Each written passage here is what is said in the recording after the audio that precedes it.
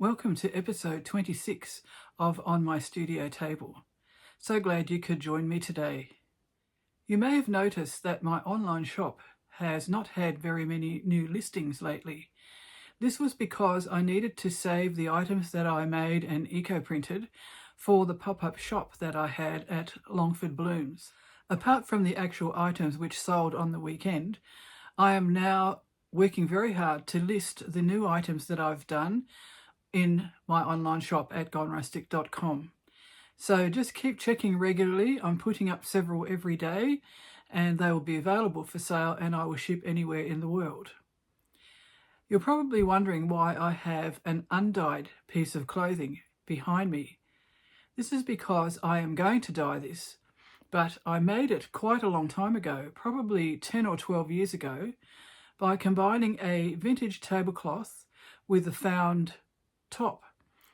And what I did was I cut up the front, cut up the tablecloth and turned that into a collar and into a handkerchief hem, which I will show you a bit later. And I had forgotten about it. It was packed away. And then I brought it out to see if I had the courage to eco-print it because I didn't want to wreck it. And what's happened during the past couple of weeks is that I've received some alum lactate in the mail. And I think I've mentioned before that I can't wait to try it and I'm hoping to try it before Christmas. Well, I think the time has come. I think this is the piece that I'm going to try this natural mordant on. And I'm hoping to get maybe some brighter colours even though they are cellulose fabrics. So we'll see what happens, and whatever happens, I will share the result. In this video also, I'm sharing some new eco-printing that I've done over the past couple of days. They are mostly paper, but I've also done some fabrics, partly because I still had leaves left. I'm sharing with you some of the things that I foraged that I was going to use, including the new plant that I'm experimenting with called Lamandra longifolia. I've also been trying to identify some of the other plants, and one of them seems to be Australian blackthorn. But I've asked for advice on that to see whether we can find out what its name is. That prints really well on paper, especially photo printing paper. I did try it on different papers this time, and the same with the other plants, and the results are really quite different. I'm also going to share with you the projects that I've made from the papers I did in the eco-printing session that you joined me with in the last video. I've made 7 projects out of 5 sheets of paper. Of course, I've also added other papers for pages for the books and journals. I really enjoyed putting them together, and I learned how to make a folded hexagon from a circle, and I'll explain a bit more about that later in the video, and I decided to use them to embellish the items that I've made. My journal entry is also the latest one, and it features a different type of embroidery with an unusual way to gain inspiration for your stitching. So I hope you enjoy it, I hope it inspires you, and I hope you'll have a go yourselves too.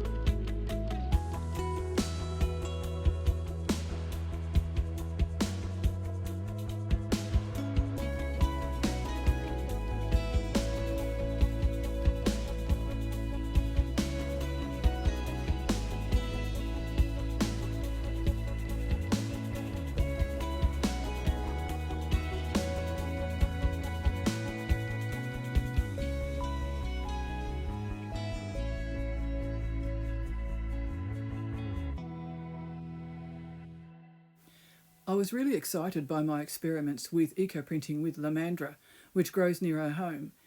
So I'm eager to try it on some different papers, and it will be interesting to see what the results will be. Someone suggested that I should try other parts of the plant apart from the seed heads. So this time I picked flowers, which you will see on the left, and which are quite spiky, and seed heads, and some foliage. The foliage actually really only did a resist print, as you'll see. This is two types of fern. The top one is bracken fern and the bottom one is fishbone fern, named that for quite obvious reasons, I think. And I often use this because it grows near our shed, but it is a Tasmanian native plant. With the eucalyptus, I picked 3 varieties this time. Some of these print red or orange, but it also depends what I put them with and what the weather's like. And this one, which I thought was Australian blackthorn, is actually prickly box. And I'm really thankful that I've been pointed in the right direction for identifying this plant.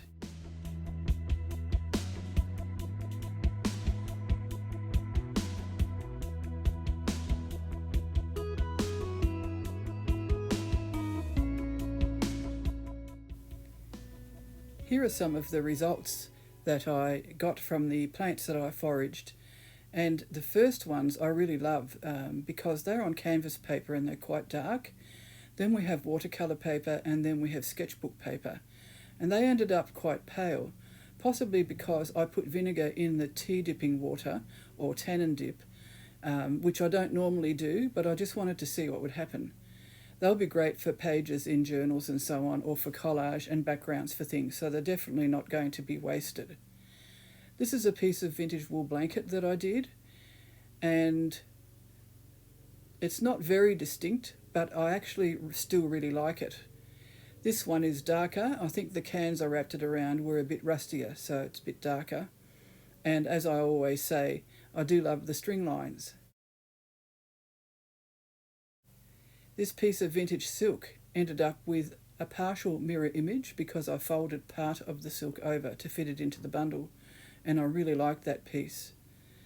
This is another piece of vintage silk, and this was placed face down onto the piece of wool on the left, which I'll show you in a moment. And I really do like the fact that it's a mirror image.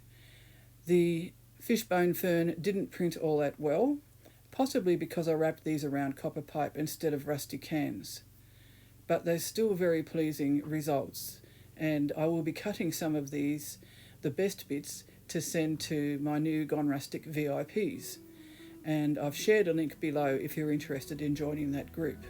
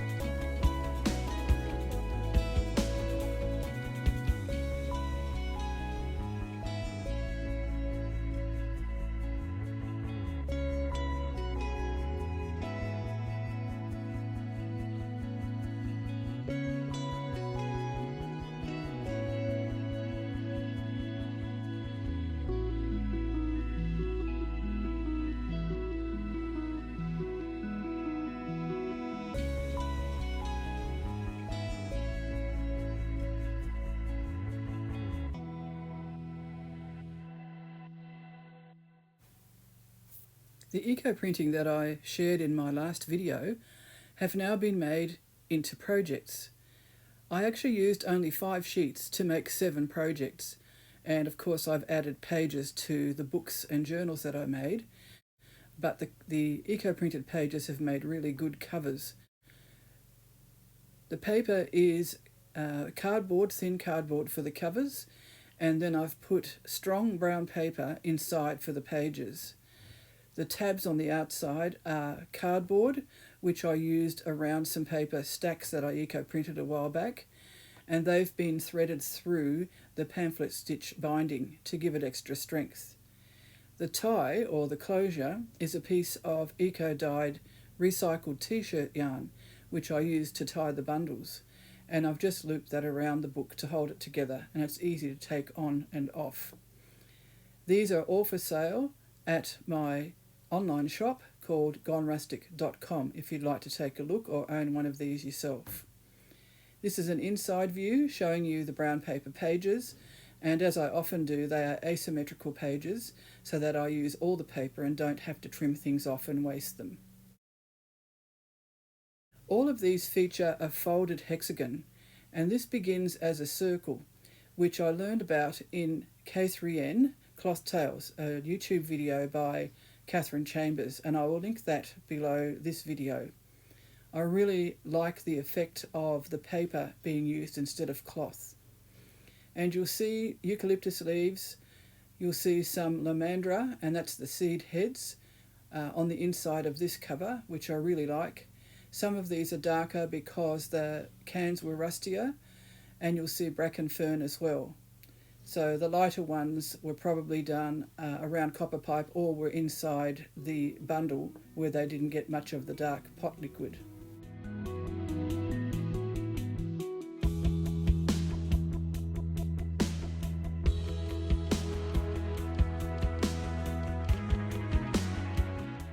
This is another project I made using the papers I eco-printed, again featuring a hexagon, a folded paper hexagon. And I'm just leafing through the accordion book so that you can see how it works.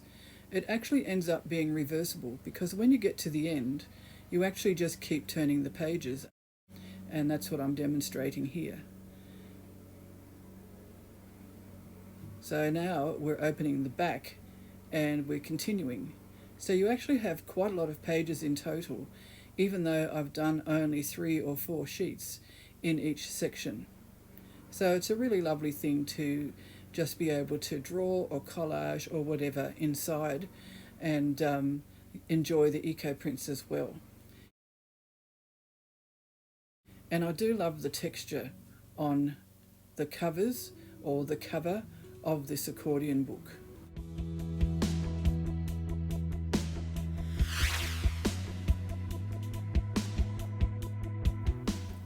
This is a commission piece which I've been working on for the last couple of days. I also reinforced all the edges of the pages because it needs to be quite strong for this type of binding. I used eco-printed papers from my last 2 eco-printing sessions. Some are on sketchbook paper, some are on cardi paper, and some are on watercolour paper. The blue-grey paper is also cardi paper, and it was originally that colour, but it still took the prints really well. One of the things I really like about this book is the uneven pages, and this is something that seems to be a trademark of what I make. And on this page I've actually attached a piece, and I've done that on some other pages as well, so that you get interest when you just open the book and you see all the uneven edges. This is a cardi paper piece featuring eucalyptus leaves on both sides and some banksia. Some feature string lines like this one, and some are like ghost prints.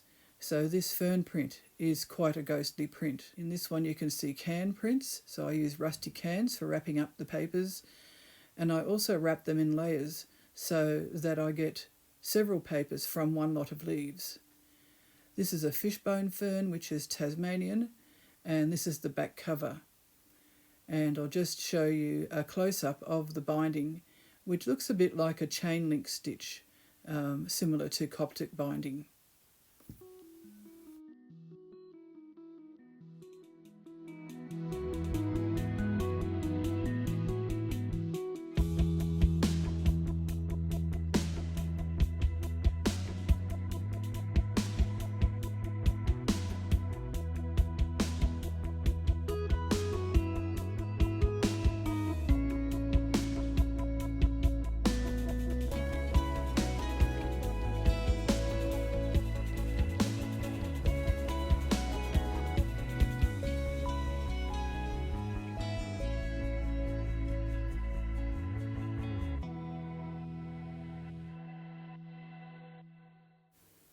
This is a little book that I made to use up some of my sketchbook papers.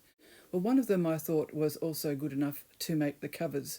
So they're all the same weight of paper. They've all been printed in the same die pot along with the other papers that I used in the commission piece, and also some of the ones that I've used in other projects. And I really love the abstract designs on these pages. You can see can prints, as in that spread you just saw, string lines, and lots of really interesting surface design, which was more accidental than actually designed, because you never quite know how they're going to turn out when you're eco-printing. I'm fairly random in the way I place the leaves as well, and some papers, of course, will accept prints better than others.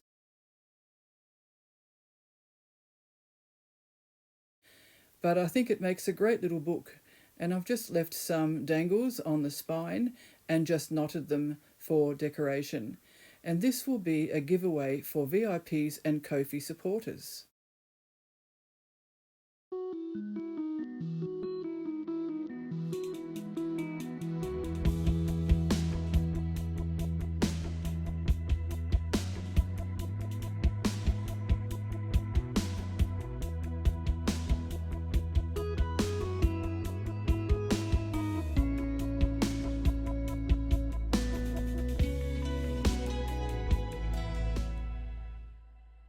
I always enjoy the journal entries that we're doing for the Slow Stitch project, but this one in particular really did give me joy. The exercise was to crumple up a piece of fabric and then use the wrinkles to inspire the embroidery. And as usual, Catherine Chambers of Catherine Cloth Tales did a demonstration to show us her version of it, and then we went off and did our own version. I used a piece of silk, and when I crumpled it, it didn't really hold its wrinkles very well, so I actually ironed the wrinkles in, and that meant that they were clearly defined and I could see what I was doing. So I've used a number of stitches, and I'll just come closer so you can see them. I used a feather stitch, but it was an irregular feather stitch, and I also used a stem stitch and a back stitch, some French knots, some circles which were done with a back stitch and then a whip stitch around the back stitch, and also the fly stitch, which I often incorporate into my work. And the offcuts of the square of silk and also the wool behind the silk, I ended up pleating and stitching down onto the background, and I'll just come closer so you can see that. This is something that I do often, and I especially did in the scrolls that I've made, which I've shown in previous videos. It's an eco-dyed piece of silk, and the piece of wool behind is also eco-dyed. The bit of daily journal writing that I've included reads like this. It's unusually quiet this afternoon, not a breath of wind. And then behind the fabric, the cloth, unusually quiet